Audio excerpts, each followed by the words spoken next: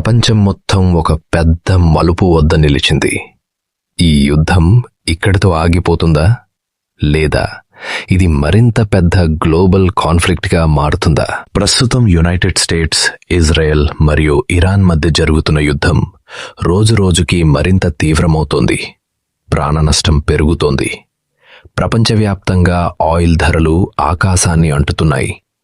ఇంకోవైపు ఇండియాలో commercial యాక్టివిటీస్కి LPG కొరత మొదలైంది. కొన్ని చోట్ల రెస్టారెంట్లు కూడా మూతపడుతున్నాయి. చైనా, జపాన్ వంటి దేశాల్లో ఫ్యూయల్ ధరలు ఇప్పటికే భారీగా పెరిగాయి. ఈ యుద్ధం ప్రభావం ప్రపంచమంతా ఎలా విస్తరిస్తుందో చూద్దాం. 1. Gas field strike. ఇటీవల ఇజ్రాయెల్ ప్రపంచంలోనే అతిపెద్ద న్యాచురల్ గ్యాస్ ఫీల్డ్స్లో ఒకటైన సౌత్ పార్స్ గ్యాస్ ఫీల్డ్పై ఎయిర్ స్ట్రైక్స్ చేసింది. ఈ గ్యాస్ ఫీల్డ్ ప్రత్యేకత ఏమిటంటే ఇది పూర్తిగా ఒక దేశానికి మాత్రమే కాదు, ఇరాన్ మరియు ఖతర్ రెండింటికీ చెందినది. అందుకే ఖతర్ ఈ దాడిని చాలా ప్రమాదకరం, బాధ్యతలేని చర్యగా తీవ్రంగా ఖండించింది. ఈ దాడి జరిగిన వెంటనే గ్లోబల్ మార్కెట్లో క్రూడ్ ఆయిల్ ధర ఒక్కసారిగా పెరిగింది.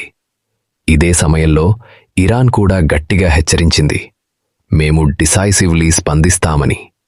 అంతేకాదు, గల్ఫ్ ప్రాంతంలోని కీలక ఎనర్జీ ఫెసిలిటీస్ను ఖాళీ చేయాలని సూచించింది.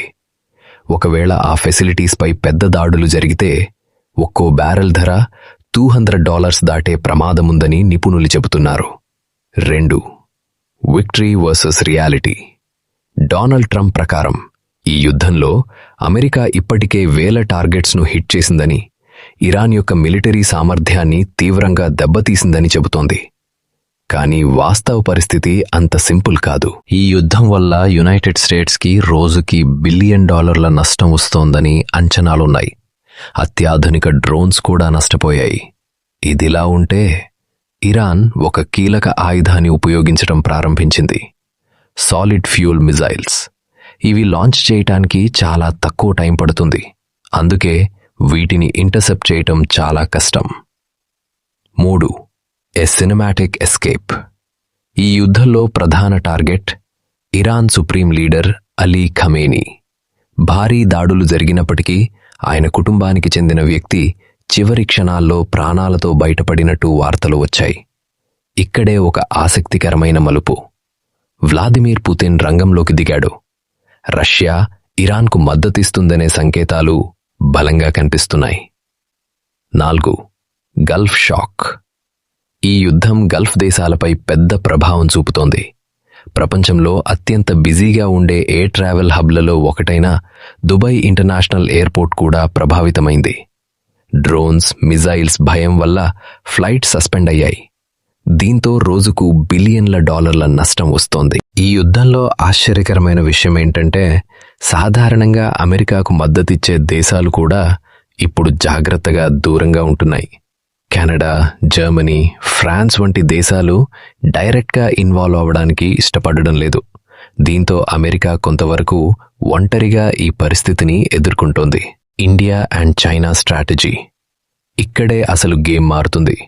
ఇండియా మరియు చైనా ఈ యుద్ధంలో నేరుగా ఇన్వాల్వ్ కాకుండా తమ ఎనర్జీ అవసరాలను స్మార్ట్గా సెక్యూర్ చేసుకుంటున్నాయి. ఇండియా తన నేవీని ఉపయోగించి తన కార్గో షిప్స్ను సేఫ్గా తీసుకొచ్చే ప్రయత్నం చేస్తోంది. Asian fuel crisis. ఈ యుద్ధం ప్రభావం సామాన్య ప్రజల జీవితాలపై కూడా పడుతోంది. శ్రీలంక వంటి దేశాల్లో ఫ్యూయల్ కొరత తీవ్రమైంది. పని రోజుల్ని కూడా తగ్గించే పరిస్థితి వచ్చింది.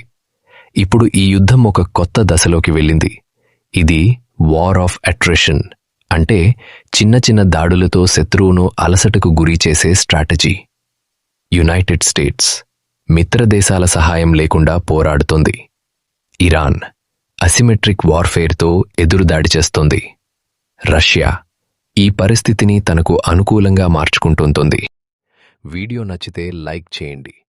ఇంకా ఇలాంటి ఆసక్తికరమైన కథల కోసం సబ్స్క్రైబ్.